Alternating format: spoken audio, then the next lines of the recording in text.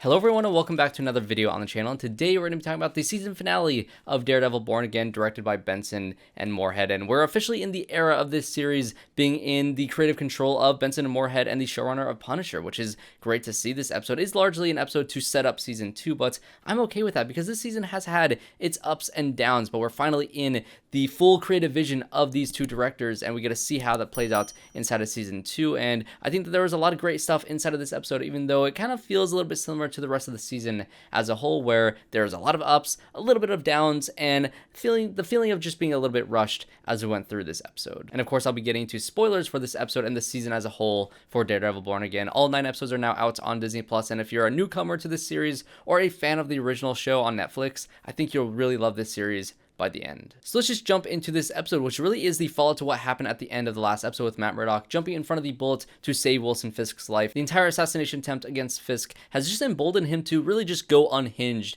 within this episode, sending out the task force across New York City during this giant power outage to essentially try to seize control of the city through the force that he has, complete power over now at this point. A large goal of this episode is to essentially take all the pieces on the chessboard that we've had set up throughout the entirety of the season and show, is this character loyal or disloyal to Wilson Fisk, and how is he going to react to these characters? Of course, we got Matt Murdock, who has overall in large part been against Wilson Fisk, even though he literally saves his life in the last episode. But of course, he still wants to kill him during this time. He's going to use the cover of the shadows of the city to send his cronies out to try to kill Matt Murdock, whether it's inside of the hospital where he does end up escaping, or literally sending the task force to his actual home to try to kill him there. He's going to try to take him out no matter what. We get a really great reunion between Daredevil, Punisher, and Karen Page within this episode, of course, after the assassination attempt. She's worried that Matt Murdock, in his weakened state, is not going to be able to protect himself against everything that Wilson Fisk is going to throw at him within this episode, which she was very right in doing so. And her calling Frank Castle, because of their rapport that they've had throughout the original Daredevil show, and of course in the Punisher show, which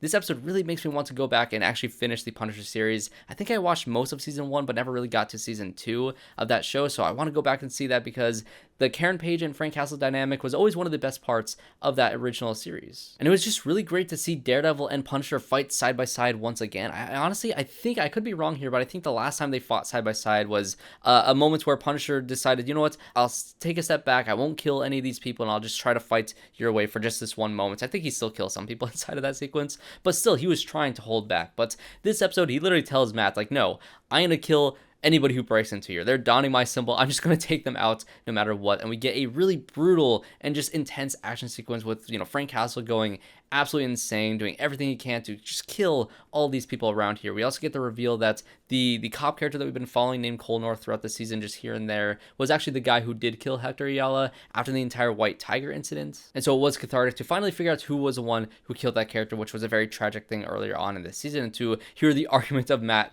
once again trying to save this guy's life, even though he probably doesn't deserve it. And we have Frank Castle arguing, it's like, I just want to kill this guy, and he just kills some other guy just in his argument to try to get Matt to kill this character that killed somebody that was close to him, which is a really great, it's why I like seeing these two characters together. That's moral dilemma that they have between each other and their moral codes is what sells these characters. You worth it? How about that, huh? What is wrong with you? You can't help yourself, can you? Goddamn hands off of me! Goddamn liability every time. Good for you, What is wrong with you? Shut up! Although I do think that this Cole North character probably does die anyway once the grenade is thrown inside the building and everything just blows up. I don't imagine this character survived that moment, and so at least there's some sort of justice served for Hector Ayala and Angela inside this moment. But either way, it is just it's all to serve the purpose of getting our 3 characters back from the Netflix series, all reunited inside of this episode, which was really great to see. I've always really loved the dynamic between Deborah and Woll and Charlie Cox as Matt and Karen inside of this series, and to see them once again coming back together, especially after all the events that we had with Heather in particular, which I'll get into her character in a minute here. But to see these two characters reunited, two characters that truly understand each other, even if they know that they can never truly be together because of some fundamental differences between the two of them, they just work really great as foils for each other, because Matt wants to go out and try to stop everything this one night, but Karen is able to ground him in a sense, be like, we need to be smarter about this. Wilson Fisk is at the highest peak of power that he's ever had. This is the most difficult it's ever going to be to take this character down, even though we've done it in the past before. We need to be extremely smart about it. We cannot fix this situation in one night, and they need to go essentially build an army to go against the army that Fisk has built. And I think this episode does a decent job at setting the stage to see that these two characters are going to try to build an army against Wilson Fisk for the next season. I just really hope that they bring some more vigilantes into the fold, because this the whole thing with Wilson Fisk going after vigilantes, it needs to feel really big. It needs to feel like there's vigilantes running everywhere. We get that one moment where the cop finds this one looter and he decides to pull his beanie over his face and says, okay, now he's a vigilante, which is such a messed up thing for a cop to do, because we know that happens in the real world as well. It is so incredibly messed up, but I don't really feel the presence of vigilantes enough inside of the city to feel like, oh, Wilson Fisk is really going after one particular group of people. It just feels like a very, very small minority, which, even though that does still happen in our real life, minorities are targeted all the time. But I want to see a higher presence of vigilantes inside of the second season, to see that, you know, Matt Murdock is inside of Josie's diner at the end of this episode with this group around him that is going to support him, but we didn't see any other vigilantes inside of that group. You know, the swordsman was in jail at the end of the episode. I think the Punisher was also captured after he goes on once again another rampage trying to take out all the other, you know, Punisher wannabes inside of this episode, which again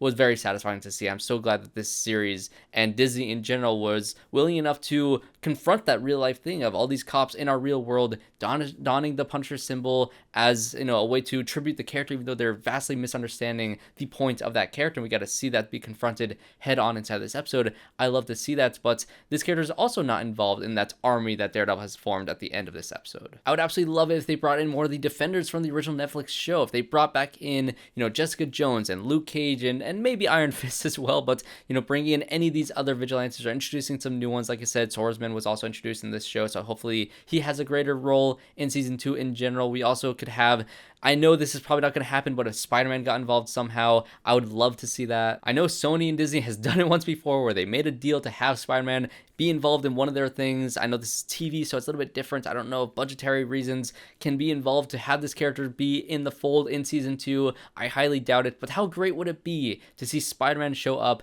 because, you know, New York City is being taken over and vigilantism is becoming extremely illegal, and there's a curfew and martial law in effect inside of this city, and it is a terrifying thing to see what goes down with this episode and what Wilson Fisk is imposing on the city of New York, which is the city that Spider-Man is literally living in this moment as a vigilante. So it would only make sense if he was in some way involved inside of the next season, but who knows? But of course, the main goal of this episode was to establish who was loyal to Fisk and who was not. So let's just do a little rundown of all the other supporting characters inside of this episode that we got to see essentially take a stand inside of this episode. Starting off with Commissioner Gallo, who has been a presence within this show that I thought was really interesting despite his very limited screen time. I thought the actor did a great job at elevating this role to become a lot more important than it was probably on the page. It was really heartbreaking to see this character who is so dedicated to law enforcement, so dedicated to his city, just be, you know, taken out by Wilson Fisk in a very brutal and just gruesome way, with him literally squeezing his head and popping, which was one of the bloodiest and one of the goriest things that Disney has ever done here in the MCU. It was, honestly, it was still very shocking. I know the show had a lot of blood and a lot of gore and a lot of violence with the Punisher, but to see Wilson Fisk do that to that guy's head was absolutely insane to me.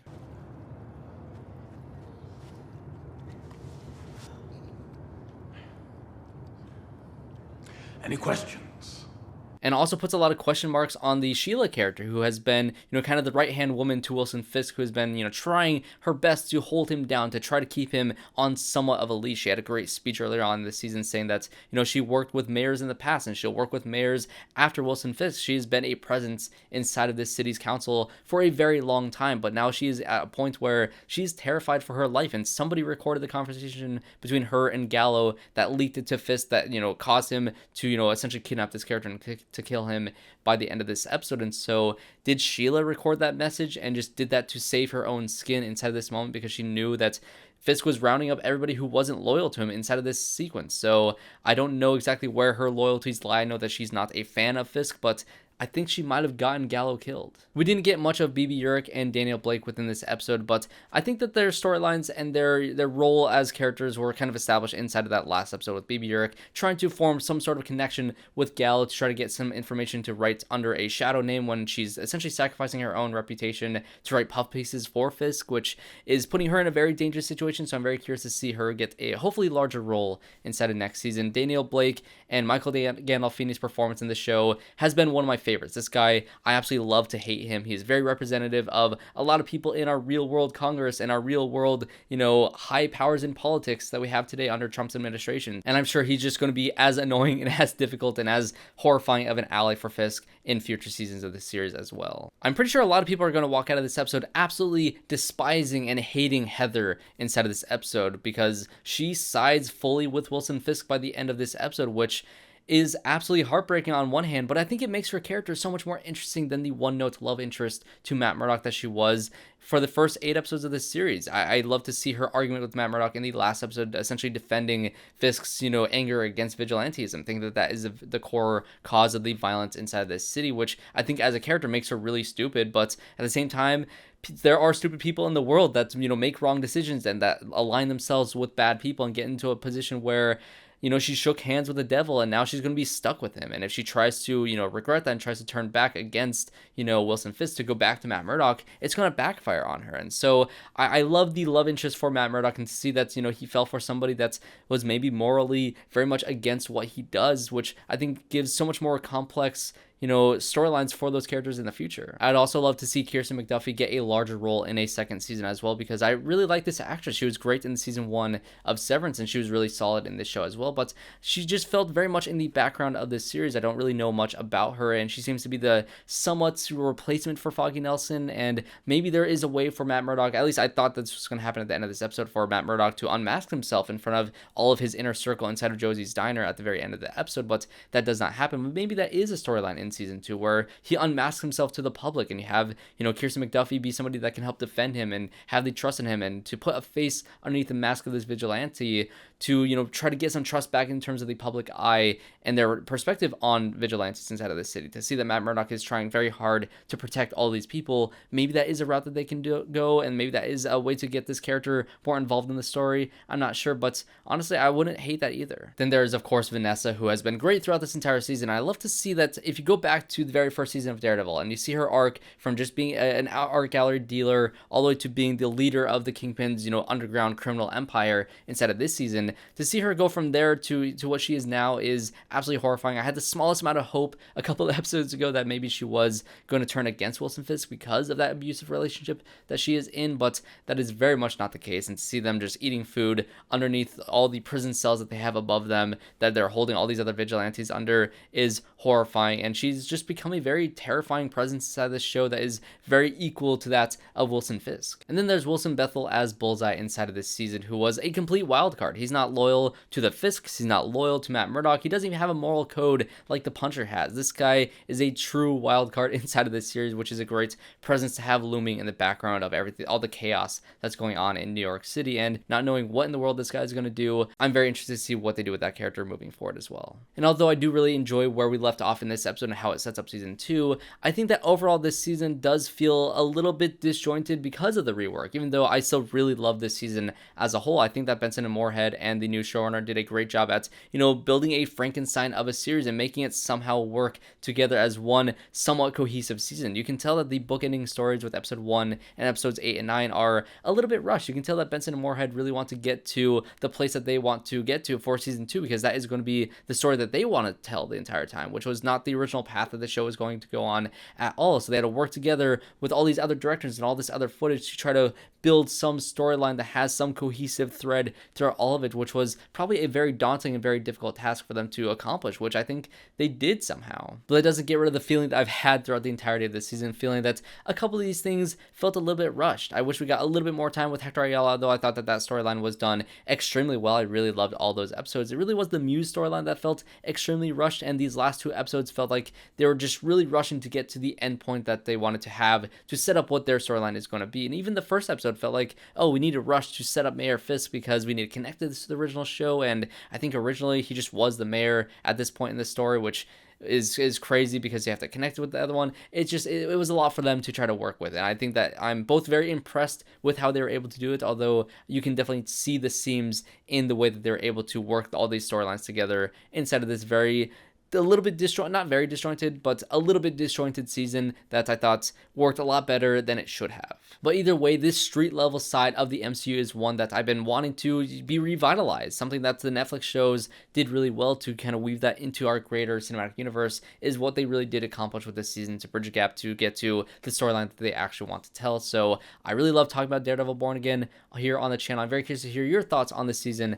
as well, because I think there's a lot of ups and downs. What did you think of it? Do you like how this series ended off here with this season, and are you excited for season 2? Definitely let me know in the comment section down below. And of course, if you did enjoy this video, make sure you guys leave a like and subscribe to the channel to see more reviews just like this one. Even though the Daredevil Born Again is wrapping up here on Disney Plus, I'm still going to be talking about TV here on the channel with The Last of Us Part 2, or Last of Us Season 2, dropping on HBO Max now. I'm the biggest fan of that game. It's my favorite game of all time. So to see that story be adapted and to see the masses at large react to what that story is going to be, I cannot wait to see that. So definitely check out reviews for that weekly here on the channel, along with, movie reviews. I'm very excited to see Sinners later on this weekend as well. So definitely subscribe to the channel to see a review for that one later on this weekend. But like I said, comment down below, leave a like, subscribe to the channel if you enjoyed this video, and I hope to see you all in my next one.